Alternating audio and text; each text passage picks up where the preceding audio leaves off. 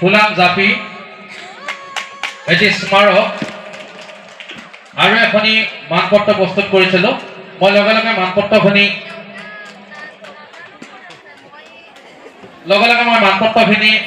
মানপত্ৰখন আপোনাৰ আগত পঢ়ি দিছোঁ। মৃত্যুঞ্জয় মন্দিৰ বাঘৰবাৰী দৰং জিলা ঘোঁৰাৰগড় দৰং অসম। মৃত্যুঞ্জয় বঁটা 2026 স্থান হৰিবৰ সত্ৰ বাঘৰবাৰী তাৰিখ 21 জানুৱাৰী 2026। প্ৰতি মাননীয় শ্ৰীযুত সৌৰভ বৰকটকী প্ৰকৃতিপ্ৰেমী ব্যক্তি তেজপুৰ। শ্ৰদ্ধা জনাইছোঁ আন্তৰিক সম্ভাষণ গ্ৰহণ কৰিব। অসমৰ বন্যপ্ৰাণী সংৰক্ষণ বিশেষকৈ সৰ্প উদ্ধাৰ আৰু মানুহৰ সজাগ সচেতনৰ বাবে আপুনি লোৱা পদক্ষেপে হাজাৰ হাজাৰ মানুহক নতুন জীৱন দান দিয়াৰ উপৰিও বন্যপ্ৰাণীসমূহ জীয়াই থকাৰ যি অধিকাৰ তাৰ বিগত 35 বছৰে আপুনি কাম কৰি আহিছে। প্ৰকৃতিৰ লগত আপোনাৰ যি মধুৰ সম্পৰ্ক সেয়া ভৱিষ্যত প্ৰজন্মৰ বাবে আদৰ্শ হৈ ৰ'ব। প্ৰকৃতিৰ প্ৰতি আপোনাৰ মহান অৱদানৰ স্বীকৃতি হিচাপে আপোনালৈ আগবঢ়োৱা হ'ল মৃত্যুঞ্জয় বঁটা 2026। হে মহান, আজিৰ এই পবিত্ৰ ভূমিত মৃত্যুঞ্জয় মন্দিৰৰ প্ৰাণ প্ৰতিষ্ঠা অনুষ্ঠানৰ শুভ মুহূৰ্তত একাজলি মৰম যাচিব পাই আমি নিজকে ধন্য অনুভৱ কৰিছোঁ।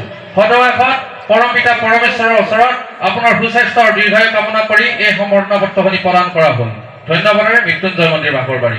মই এই সম্বৰ্ধনা পত্ৰখিনি সন্মানীয় উদ্বোধক ডক্টৰ নিপেন। সাপ বুলি ক'লে ভয় কৰিব নালাগে। সাপে আপোনাক একো ক্ষতি নকৰে আৰু ক্ষতি কৰিবলৈ চিন্তা নাই। আজিকালি মংগলদৈত মই যোৱা 2 বছৰ আগতে ইয়াৰ গোটেই ডক্টৰখিনিক চিকিৎসকখিনিক মই ট্ৰেইনিং দি গৈছিলোঁ। তেওঁলোকে প্ৰথমতে সাপে দংশন কৰিলে লগে লগে গুৱাহাটী মেডিকেল ৰেফাৰ কৰিছিলে।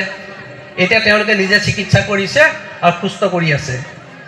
আগতে তেনে সুবিধা নাছিলে। মই এটা গভৰ্ণমেণ্টৰ ৰেকৰ্ড এটা দিম, তথ্য এটা দিম। 2022 আগতে সৰ্পদংশনত অন্ধবিশ্বাসত মানুহে বহুত মৃত্যু হৈছিলে। 2022 150 মানুহ মৃত্যু হৈছিলে। 150।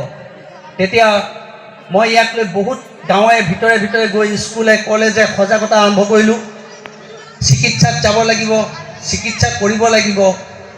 তাৰপাছত চৰকাৰকো মই খুব লিখি কৰিলোঁ। সংবাদ মাধ্যমক মোক সহায় কৰিছিলে, সংবাদ মাধ্যমকো মই জনাইছিলোঁ অসমৰ প্ৰত্যেক জিলা হস্পিটেলবিলাকত সাপৰ এণ্টিভেনম দিব লাগে। যিটো সাপৰ ইনজেকশ্যন ভেকচিনটো সেইটো দিব লাগে।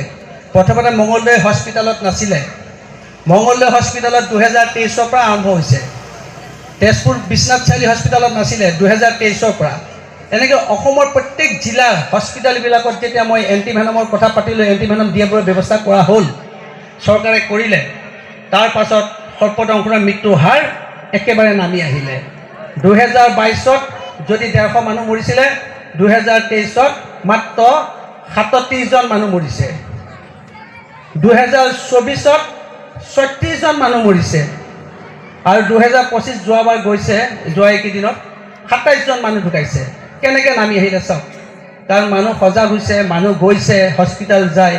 সেইকাৰণে আপোনাৰ সাপলৈ ভয় কৰিব নালাগে। আৰু মোক ইয়াক মৃদুলে কৈছে মই সাপৰ প্ৰতি কাম কৰি আছোঁ আৰু মই কোনো সন্থা নহয়, মই কোনো চৰকাৰী মানুহ নহয়, মই নিজাববীয়াকৈ কৰি থাকোঁ। মোৰ এটা টীম আছে, সৰ্পবান্ধৱ সৌৰভ বৰকটকী টীম, আৰু তাত মোৰ বহুত ল'ৰা ছোৱালীয়ে কাম কৰি আছে। চবে কিন্তু নিস্বাৰ্থভাৱে কাম কৰি আছে। আৰু আজি আমি তেনেকৈ কাম কৰোঁতে কৰোঁতে যিটো অন্ধবিশ্বাস আমাৰ মানুহৰ মাজত আছিলে, এই অন্ধবিশ্বাসটো আমি নাইকিয়া কৰি পেলাইছোঁ। অসমত যদি বাহিৰত যাওঁ, অসমৰ মানুহৰ সাপে কামুৰিলে জৰা ফুকা কৰে বুলি এটা কথা শুনা যায়, আৰু এইবিলাক এতিয়া লাহে লাহে নাইকিয়া হৈছে। আৰু মই মৃত্যুঞ্জয় মন্দিৰত আহিম বুলি কোৱাৰ লগে লগে মই এজোপা ৰুদ্ৰাক্ষ পুলি আৰু এজোপা নাগচম্পা, গোটেই অসমখনত নাগচম্পা 7 জোপামান আছে। আৰু মংগলদৈত চাগৈ এইজোপাই প্ৰথম নাগচম্পা হ'ব। মংগলদৈ জিলাত নাগচম্পা নাই, মোৰ মতে মংগলদৈ জিলাত নাগচম্পা নাই। নাগচম্পা এইজোপাই মৃত্যুঞ্জয় মন্দিৰত প্ৰথম হ'ব। আৰু ৰাইজলৈকো মোৰ এটাই অনুৰোধ, সকলোৱে যাতে গছজোপা, কাৰণ এতিয়া মাটি শুকাই আছে, পানীটো দিয়াৰ ব্যৱস্থা কৰিব। কাৰণ নাগচম্পা অসমত নাই, ভাৰতৰ যিবিলাক মঠ মন্দিৰ আছে প্ৰত্যেকটো মঠ মন্দিৰতে নাগচম্পা আছে। আমাৰ অসমত মই ৰিচেণ্টলি ৰুইছোঁ, কামাখ্যাত ৰুইছোঁগৈ। মোক কামাখ্যাৰ পৰা খবৰ দিছিলে ৰুবলৈ।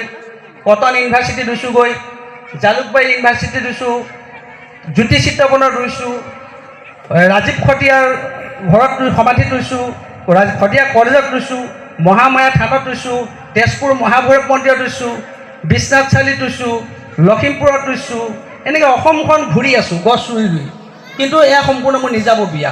মই এটা বস্তু কাৰণে ৰুইছোঁ, আমি গছ ৰুই থৈ যাব লাগে, প্ৰত্যেকে গছ ৰুওক। মই যিমানে পুৰস্কাৰ পাইছোঁ, মই বহুত বঁটা পাইছোঁ, এই বঁটাবিলাক কেইদিন মই মৃত্যু হোৱাৰ পিছত বাঘৰবাৰী আঞ্চলিক ৰাইজৰ যিটো ঐকান্তিক প্ৰচেষ্টা, তেওঁলোকৰ যিটো মনোবল, তেওঁলোকৰ মহাদেৱৰ প্ৰতি যিটো শ্ৰদ্ধা ভক্তি, সেয়া কিন্তু স্বীকাৰ কৰিব লাগিব।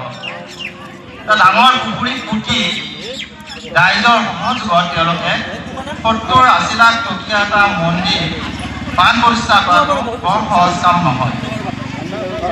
এয়া আঞ্চলিক ৰাইজক মোৰ আন্তৰিক শ্ৰদ্ধা জনাইছোঁ। আপোনালোকৰ পৰা শিকিব মৃত্যুঞ্জয় মন্দিৰ পৰিচালনা সমিতিৰ সভাপতি অভিভাষণ ইতিমধ্যে পাঠ কৰিলে, তেখেতক ধন্যবাদ জ্ঞাপন কৰিছোঁ।